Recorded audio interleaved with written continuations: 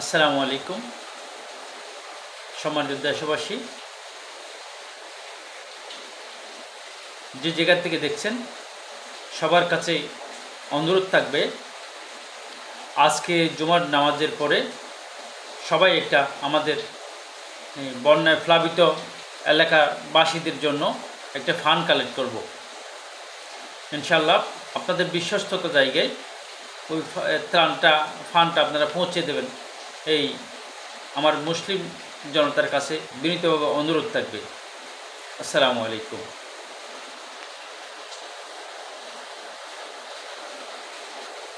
এবং আমার প্রবাসী ভাইয়েরা যারা আছেন, যে যতটুকুই পারেন আমাদের বন্যায় ডুবে যাওয়া ভাই বোনদের জন্য, মা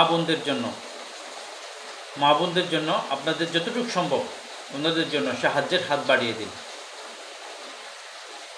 কারণ আপনারা দেখতেছেন অনেকের বাড়িঘর একেবারে মাটির সাথে মিশে গেছে। অনেক শোনা যাচ্ছে ওখান থেকে লাশ পাওয়া যাচ্ছে, এখন পানিতে বেশি আসতেছে লাশ।